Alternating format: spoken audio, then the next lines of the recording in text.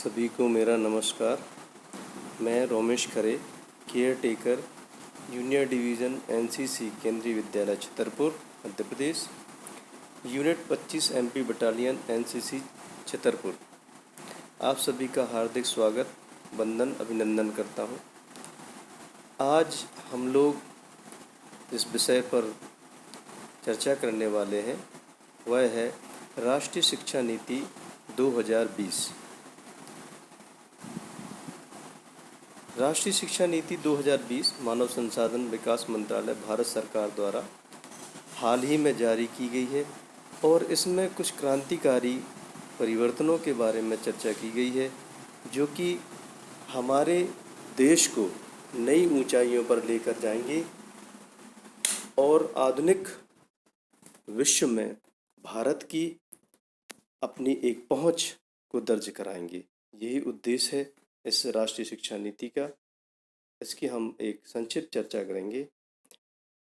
पहली बात तो यह है कि अभी तक भारतीय शिक्षा की विकास यात्रा क्या रही है। आज़ादी के बाद से ही शिक्षा के महत्व को दृष्टिगत किया गया। सबसे पहले जो राष्ट्रीय शिक्षा नीति आई वह 1968 में स्वतंत्र भारत की यह पहली राष्ट्रीय शिक्षा नीति थी, जो कि कोठारी आयोग 1964 से 1966 में उसकी सिफारिशों पर आधारित थी। इसमें शिक्षा को राष्ट्रीय महत्व का विषय घोषित किया गया था। पहली बार शिक्षा को राष्ट्रीय महत्व का विषय घोषित किया गया 1968 में। इस समय हमारे भारत के प्रधानमंत्री थी श्रीमती इंदिरा गांधी। दूसरी राष्ट्रीय शिक्षा नीति 1986 में आई। इस नीति का उद्देश्य असमानताओं को दूर करने, विशेष रूप से भारतीय महिलाओं, अनुसूचित जनजातियों और अनुसूचित जाति समुदाय के लिए शैक्षिक अवसर की बराबरी करने पर जोर देना था। इसमें एक बहुत ही बड़ा अभियान चलाया गया था प्राथमिक स्कूलों को बेहतर बनाने के लिए, जो कि है ऑपरेशन ब्लैक बोर्ड। दूसरी राष्ट्रीय शिक्षा नीति के समय में हमारे देश के प्रधानमंत्री थे श्री राजीव गांधी जी। अब प्रश्न यह उठता है कि शिक्षा में परिवर्तनों की आवश्यकता क्यों पड़ गई। नई जो भारतीय शिक्षा नीति आई है, उसका राष्ट्रीय शिक्षा नीति आई है 2020, उसकी आवश्यकता क्या थी। तो बदलते वैश्विक परिदृश्य में ज्ञान आधारित अर्थव्यवस्था की आवश्यकताओं की पूर्ति करने के लिए वर्तमान में ज्ञान आधारित अर्थव्यवस्था ही चल रही है। धन और बल का महत्व पहले से कम हो गया है। जिसके पास जितना ज्ञान है, जितनी तकनीक है, वही उतना शक्तिशाली देश माना जा रहा है। शिक्षा की गुणवत्ता बढ़ाने, नवाचार और अनुसंधान को बढ़ावा देने के लिए भी नई शिक्षा नीति की आवश्यकता थी।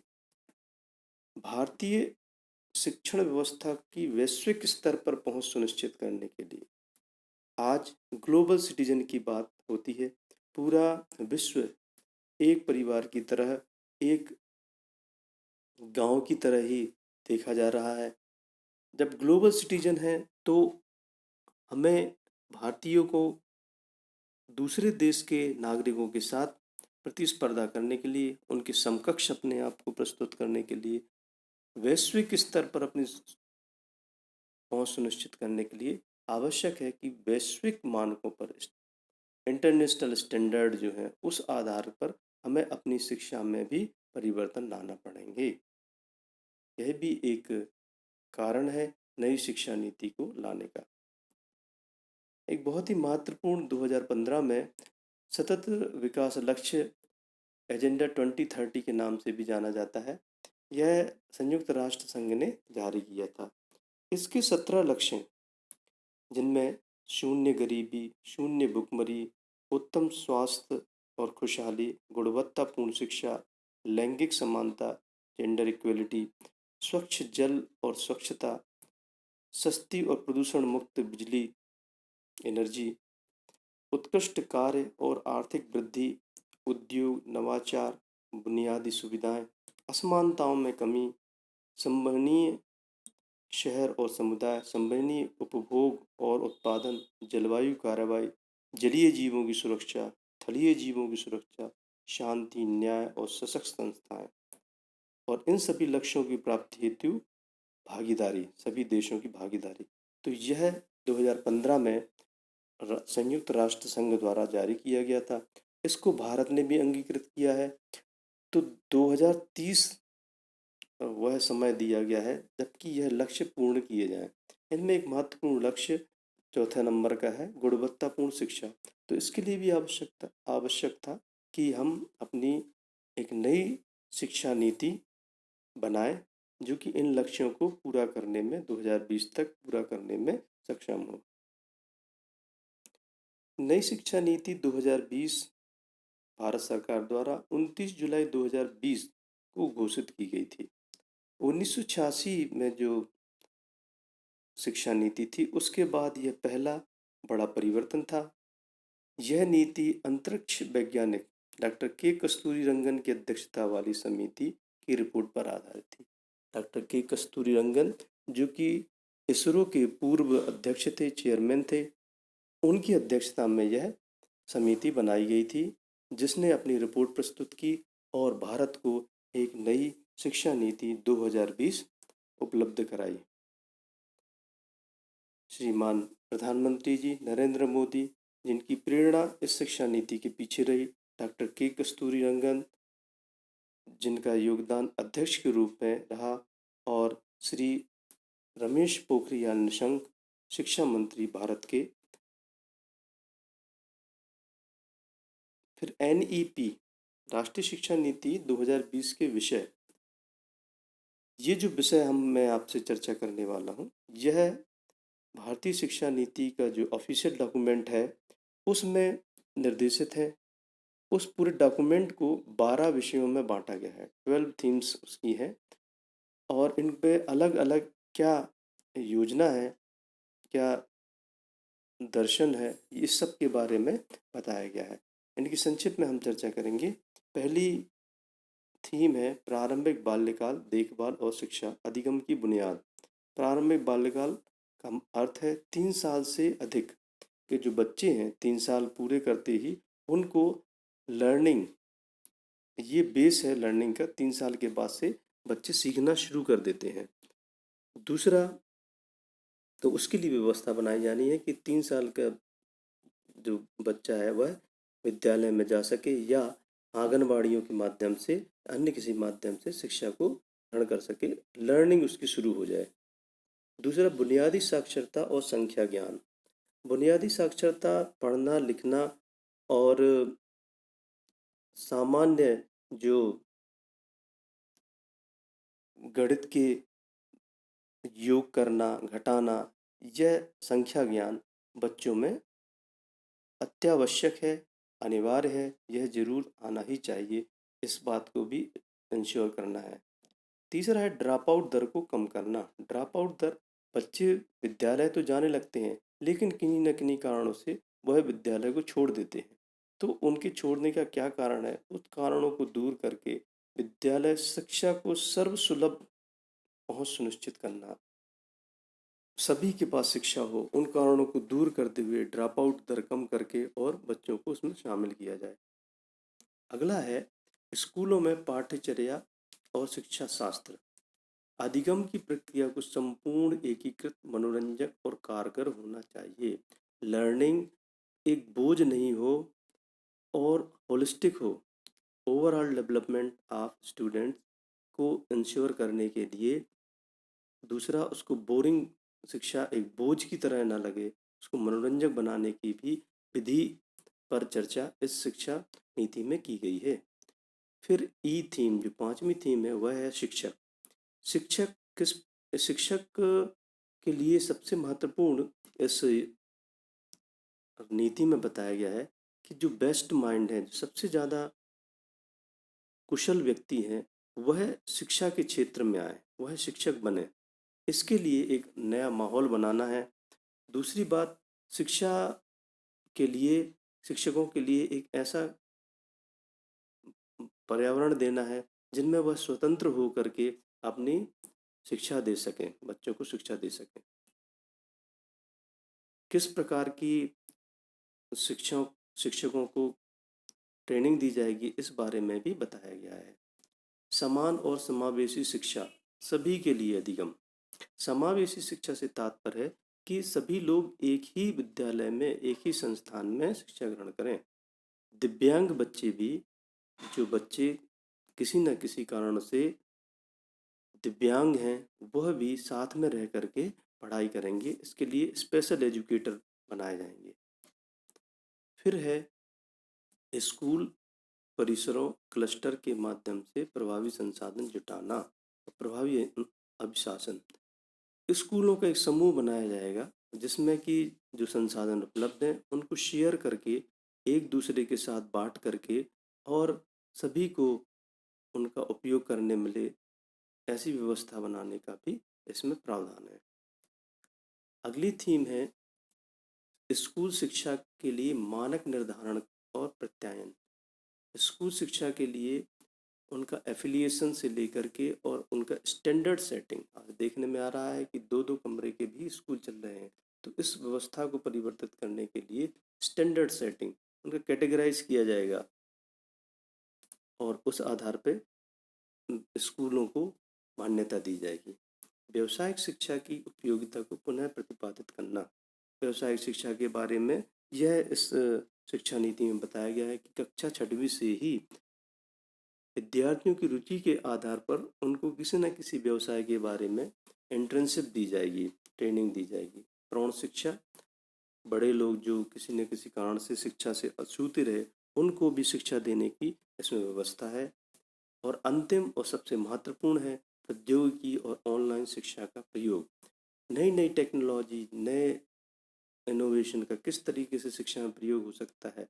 जैसे कि अभी कोविड-19 के समय में ऑनलाइन शिक्षा का महत्व बहुत ज़्यादा बढ़ गया, तो इसको कैसे जन जन तक पहुंचाया जा सके, किस तरह से यह एक सप्लीमेंट की तरह काम कर सकता है, इस पे भी विचार किया गया है।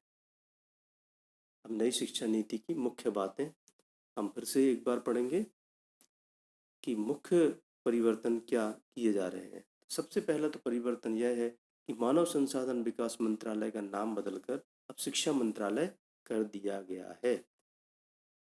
आज़ादी के बाद पहले यह शिक्षा मंत्रालय ही कहलाता था। हमारे भारत के शिक्षा मंत्री अब श्री रमेश पोखरियाल निशंक हो गए हैं, जो कि पहले मानव संसाधन विकास मंत्री कहलाते थे। जीडीपी, सकल घरेलू उत्पाद का 6% शिक्षा में लगाने की बात कही गई है।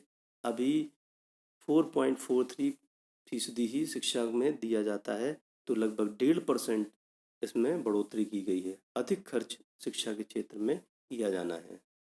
नई शिक्षा का लक्ष्य 2030 तक 3 से 18 आयु वर्ग के प्रत्येक बच्चे को गुणवत्तापूर्ण शिक्षा देना है। हर बच्चे के पास 3 से लेकर 18 तक 100% जो चिल्ड्रन है वह क्वालिटी एजुकेशन प्राप्त कर सके, यह एक लक्ष्य बनाया गया है। स्कूली शिक्षा में प्रमुख सुधार। स्कूली शिक्षा में सबसे महत्वपूर्ण सुधार जो काफ़ी चर्चाओं में भी है कि 10-2 परंपरा की जगह 5-3-3-4 इस परंपरा को लागू किया गया है।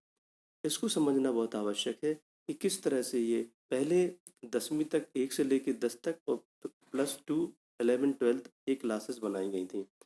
अब इन्होंने 5+3+3+4 इसमें पहले जो 5 हैं, पहले 5 का मतलब है 3 साल प्री स्कूल, स्कूल के पहले, जैसे नर्सरी, एलकेजी, यूकेजी हम कह सकते हैं, या दूसरे तरीके से उनका नॉमेनक्लेचर किया जाएगा। 3 साल के बाद ही बच्चे को शिक्षा देनी शुरू की जाएगी सरकारी स्कूल्स में, आंगनवाड़ी या अन्य किसी माध्यम से। फिर कक्षा 1 और 2, तो 3 साल प्री स्कूल और कक्षा 1 और 2 ये मिलाकर के पहले के 5 साल बन जाते हैं। फिर अगले 3 साल का तात्पर्य है कक्षा 3, कक्षा 4 और कक्षा 5। इसके बाद फिर 3 साल, अगले 3 साल कक्षा 6, कक्षा 7, कक्षा 8 और अगले 4 साल का मतलब है कक्षा 9वीं से लेकर 12वीं तक, कक्षा 9, 10, 11, 12। इस तरीके से इन्होंने 5+3+3+4 टोटल ये भी 12 और 3 15 हो जाते हैं। पहले 12 ही थे, अब 15। तो शुरू में जो 3 साल प्री स्कूल्स के हैं वह भी शिक्षा में जोड़ दिए गए हैं।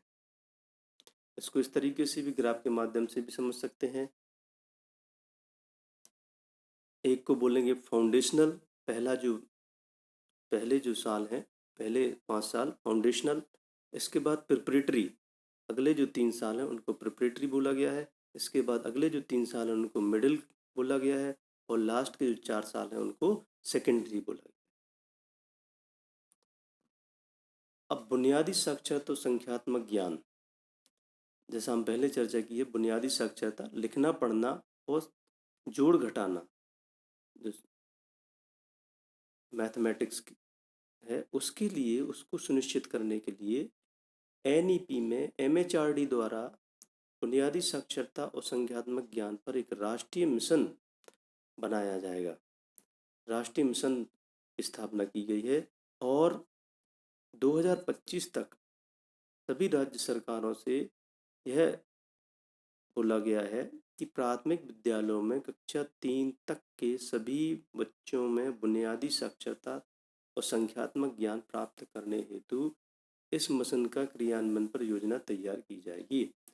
कक्षा 3 तक के विद्यार्थी सामान्य पढ़ना लिखना और जोड़ घटाना जाने, इसके लिए राज्य सरकारों को भी 2025 तक लक्ष्य दिया गया है कि उसको वो प्राप्त करें। अगला महत्वपूर्ण बिंदु है पाठ्यक्रम और मूल्यांकन से जुड़े सुझाव। एनईपी 2020 में एक ऐसे पाठ्यक्रम और अध्यापन प्रणाली के विकास पर बल दिया गया है जिसके तहत पाठ्यक्रम के बोझ को कम करते हुए छात्रों में 21वीं सदी के कौशल विकास, अनुभव आधारित प्रशिक्षण और तार्किक चिंतन को प्रोत्साहित करने पर विशेष ध्यान दिया जाए। और रोड लर्निंग, याद करके उसको लिखना, इसको डिस्करेज किया गया है, और अब तार्किक चिंतन की बात की गई है। नई शिक्षा नीति में तार्किक चिंतन की बात की गई है। 21st सेंचुरी स्किल्स, उन पे ऊपर बात की गई है, जैसे कि कम्युनिकेशन स्किल, क्रिटिकल थिंकिंग, इस सब के बारे में इस शिक्षा नीति में बात की गई है। इनको पाठ्यक्रम में कैसे समावेश करना है, इस पर भी दिशा निर्देश दिए गए हैं। इस नीति में प्रस्तावित सुधारों के अनुसार कला, विज्ञान, व्यवसायिक तथा शैक्षणिक विषयों एवं पाठ्यक्रम व पाठ्येतर गतिविधियों के बीच बहुत अधिक अंतर नहीं होगा। ये बहुत ही महत्वपूर्ण कदम इस शिक्षा नीति में उठाया गया है कि जो स्ट्रीम्स हैं, संकाय हैं, उनको अब मर्ज कर दिया गया है। कला, विज्ञान, व्यवसाय, ये अलग अलग संकाय न हो करके वाटर टाइट कंपार्टमेंट उनको नहीं बनाया गया है, बल्कि ये मिक्स हो सकते हैं। कोई बच्चा चाहे तो भौतिकी के साथ इतिहास भी पढ़ सकता है, राजनीति शास्त्र भी पढ़ सकता है। एक कला विज्ञान अलग अलग स्ट्रीम्स या संकाय अलग अलग स्ट्रीम्स को ख़त्म करने की कोशिश की गई है। इसके अलावा पाठ्येतर गतिविधियाँ, आर्ट है, स्पोर्ट्स है, इनको भी एकदम से अलग नहीं रखा जाएगा, ये भी उसमें शामिल रहेंगी। कक्षा 6 से ही शैक्षिक पाठ्यक्रम में व्यावसायिक शिक्षा को शामिल कर दिया जाएगा। इसमें इंटर्नशिप की भी व्यवस्था दी जाएगी। वोकेशनल एजुकेशन, बच्चे की रुचि के आधार पर उनको किसी भी व्यवसाय की शिक्षा दी जाएगी, जिससे कि वह, इसमें 2 लक्ष्य हैं। एक तो कि वह रोजगार उन्मुख होगा, और दूसरा कि डिग्निटी ऑफ लेबर, उसके दिमाग में यह बात आएगी कि इन सभी प्रकार के व्यवसायों का हमें सम्मान करना है। राष्ट्रीय शैक्षिक अनुसंधान एवं प्रशिक्षण परिषद एनसीईआरटी द्वारा स्कूली शिक्षा के लिए राष्ट्रीय पाठ्यक्रम तैयार किया जाएगा। एनसीएफएसई की 2020-21 तक इसको तैयार करने का लक्ष्य रखा गया है। शिक्षक प्रणाली से जुड़े महत्वपूर्ण सुधार। राष्ट्रीय अध्यापक शिक्षा परिषद वर्ष 2020 तक शिक्षकों के लिए राष्ट्रीय व्यवसायिक मानक national professional standard for teachers ये विकसित करेगा 2022 तक, कि शिक्षकों को इस स्टैंडर्ड का, उनको ज्ञान, इस स्टैंडर्ड की उनको स्किल्स होनी चाहिए तभी वह बहुत अच्छे तरीके से नई शिक्षा नीति के अनुसार अपने लक्ष्यों की पूर्ति कर सकते हैं। इसकी स्थापना 2022 तक कर दी जाएगी। राष्ट्रीय अध्यापक शिक्षा परिषद एनसीईआरटी के परामर्श के आधार पर अध्यापक शिक्षा हेतु राष्ट्रीय पाठ्यचर्या की रूपरेखा 2020 तक विकास किया जाएगा। इसको एनसीएफटीई टीचर्स एजुकेशन के बारे में एक बहुत ही महत्वपूर्ण कदम है। तमाम प्रकार के जो बीएड कॉलेजेस हैं उन सभी को उनकी क्वालिटी उनकी गुणवत्ता को इंश्योर करने के लिए एक आयोग गठित किया जाएगा और यह उनको दिशा निर्देश देगा। वर्ष 2030 तक अध्यापन के लिए न्यूनतम डिग्री 4 वर्षीय एकीकृत बीएड डिग्री का होना अनिवार्य है। 2020 तक 3 इयर्स जैसे BA plus BEd, BSc plus BEd 4 वर्ष का एक एकीकृत बीएड पाठ्यक्रम अनिवार्य कर दिया जाएगा 2030 के बाद से। और अभी इसकी शुरुआत कई विश्वविद्यालयों में कर दी गई है। उच्च शिक्षा के बारे में भी बहुत महत्वपूर्ण सुझाव इसमें दिए गए हैं, जैसे कि एनईपी 2020 के तहत उच्च शिक्षण संस्थाओं में सकल नामांकन अनुपात 26.3% से बढ़ाकर 50% करने का लक्ष्य रखा गया है। इसका तात्पर्य है कि स्कूली शिक्षा के बाद बहुत से बच्चे उच्च शिक्षा प्राप्ति की तरफ नहीं जाते हैं। अभी इसका परसेंट 2018 में 26.3% बच्चे ही स्कूली शिक्षा के बाद कॉलेज में उच्च शिक्षा प्राप्त करते थे, लेकिन इसको 50% तक करने का लक्ष्य रखा गया है। और इसी कारण से उच्च शिक्षण संस्थानों में 3.5 करोड़ नई सीटों को जोड़ा जाएगा, नए कॉलेजेस खोले जाएंगे या जो कॉलेजेस हैं उनमें नई सीट्स बढ़ाई जाएंगी। एनईपी 2020 के तहत स्नातक पाठ्यक्रम में महत्वपूर्ण सुधार किए गए हैं। इसके तहत 3 या 4 वर्ष के स्नातक कार्यक्रम में छात्र कई स्तरों पर पाठ्यक्रम को छोड़ सकेंगे और उन्हें उसी के अनुरूप डिग्री या प्रमाण पत्र प्रदान कर दिया जाएगा। यदि कोई छात्र 3 साल के लिए एडमिशन लेता है और वह 1 साल ही पढ़ के और किन्हीं कारणों से छोड़ देता है तो उसको एक सर्टिफिकेट दे दिया जाएगा। यदि वो 2 साल तक पढ़ता है और फिर किन्हीं कारणों से अपनी पढ़ाई छोड़ देता है तो उसको एडवांस डिप्लोमा दिया जाएगा। 3 वर्ष की वह पढ़ाई पूरी करता है तो उसको स्नातक की डिग्री, और 4 वर्ष की यदि पढ़ाई पूरी करता है तो शोध के साथ स्नातक की डिग्री उसको दी जाएगी। चिकित्सा एवं कानूनी शिक्षा को छोड़कर पूरे उच्च शिक्षा क्षेत्र के लिए एक एकल निकाय के रूप में भारतीय उच्च शिक्षा आयोग एक बहुत ही महत्वपूर्ण संगठन गठित किया जाएगा, जो कि सभी प्रकार के कॉलेजेस, सभी प्रकार के विश्वविद्यालय, चिकित्सा और कानून, लॉ और मेडिसिन के अलावा सारी चीज़ों के बारे में, हेल्थ एजुकेशन और लॉ एजुकेशन के अलावा सभी प्रकार की शिक्षा इसी के अंतर्गत आएगी और उसको वह नियमित करेगा। Higher education commission of India HECI, भारतीय उच्च शिक्षा आयोग। यह एक बहुत ही महत्वपूर्ण बात नई शिक्षा नीति में की गई है कि 5वीं क्लास तक मातृभाषा में पढ़ाई। नई शिक्षा नीति में 5वीं क्लास तक मातृभाषा, स्थानीय या क्षेत्रीय भाषा में पढ़ाई का माध्यम रखने की बात कही गई है। इसे क्लास 8 या उससे आगे भी बढ़ाया जा सकता है। देखने में यह आया है, सरकार ने यह महसूस किया है कि अंग्रेजी माध्यमों में पढ़ने के कारण बहुत से बच्चे नैसर्गिक तरीके से अध्ययन नहीं कर पाते हैं। जिन चीज़ों को वह खेल खेल की भाषा में सीख सकते हैं, वह अंग्रेजी भाषा के कारण उनको सीखने में बहुत ही मुश्किल होता है। तो इस बात पर विचार किया गया है कि 5वीं तक शुरू के 3 साल प्री स्कूलिंग और पहली और दूसरी तक ये सभी जो पढ़ाई है यह स्थानीय भाषा में होगी और 5वीं तक मातृभाषा में होगी। इसके बाद इसको आगे 8वीं तक बढ़ाया जा सकता है। विदेशी भाषाओं की पढ़ाई सेकेंडरी लेवल से होगी। सेकेंडरी लेवल से विदेशी भाषाएं पढ़ाई जाएंगी और दूसरी जो भाषाएं अंग्रेजी के अलावा वह भी पढ़ाई जा सकती हैं। हालांकि नई शिक्षा नीति में यह कहा गया है कि किसी भी भाषा को थोपा नहीं जाएगा। स्कूल में शैक्षणिक धाराओं, पाठ्येतर गतिविधियों और व्यावसायिक शिक्षा के बीच खास अंतर नहीं किया जा जाएगा। पाठ्येतर गतिविधियाँ, खेल कूद को भी बहुत महत्व दिया गया है। आर्ट और अन्य व्यावसायिक शिक्षा को दूसरी, जिसको मेन स्ट्रीम एजुकेशन कहते हैं, मेन स्ट्रीम सब्जेक्ट कहते हैं, उन्हीं के बराबर उसमें महत्व दिया गया। तो यह एक संक्षेप में कुछ कुछ बिंदुओं पर जानकारी दी गई थी भारतीय शिक्षा नीति 2020 के बारे में। बहुत बहुत धन्यवाद आप सभी का। जय हिंद।